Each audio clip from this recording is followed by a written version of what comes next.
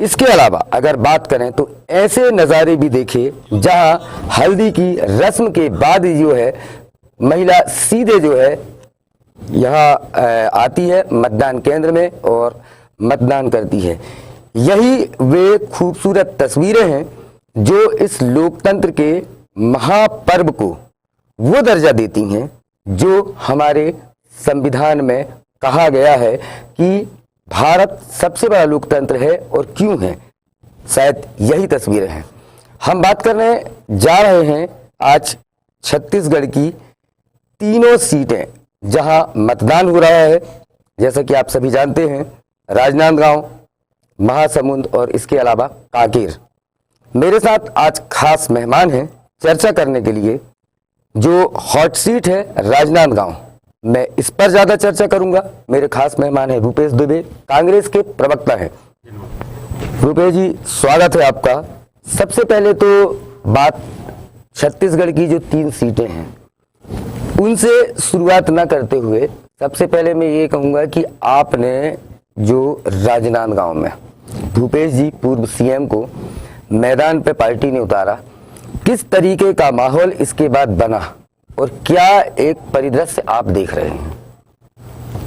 तिवारी जी, भूपेश बघेल जी लोकसभा के प्रत्याशी के रूप में राजनांदगांव में घोषित होने के बाद भाजपा में घोर निराशा और अफरा तफरी का माहौल बना जो आज तक परिलक्षित हो रहा है। आज भी जब टेढ़ेसरा के मतदान केंद्र में भूपेश बघेल जी पहुंचे तो कतिपय भाजपा के लोग वहां अशांति का वातावरण बनाने का प्रयास किया।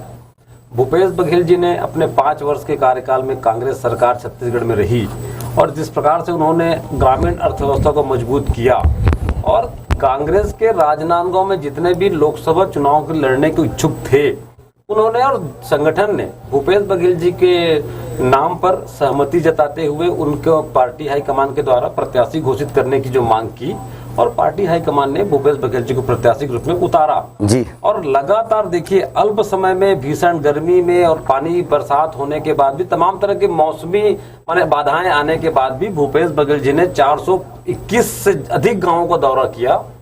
वो हमारे जो वर्तमान सांसद है उनकी निष्क्रियता आम जनता धरातल पे देखी है। वो अपने 5 साल में 421 गांव भी नहीं पहुंच पाए थे। रुपेश जी, इसमें एक बात मैं जोड़ना चाहूंगा या मेरा सवाल कहिए कि 421 गांवों का दौरा करने की आवश्यकता उस सीएम को जो 5 साल तक सरकार चला चुके हैं, भूतपूर्व सीएम को, क्या जरूरत पड़ी कि 421 गांव तक जाना पड़ा? क्या अपने कार्यकर्ताओं पे भरोसा नहीं था या तो फिर कहीं ना कहीं ये बात जो भारतीय जनता पार्टी की तरफ से, भारतीय जनता पार्टी का आरोप है, ये मेरा आरोप नहीं है, जो कहते हैं कि भूपेश जी ने लगातार 5 साल तक पूरे क्षेत्र को इग्नोर किया क्योंकि ये रमन सिंह जी का क्षेत्र है और भारतीय जनता पार्टी का गढ़ माना जाता है, जिसके चलते जो है भूपेश बघेल ने यहाँ के सारे विकास के जो द्वार थे वो बंद कर दिए थे। क्या ये वजह थी कि 421 गांवों तक भूपेश बघेल जी को खुद से जाना पड़ा?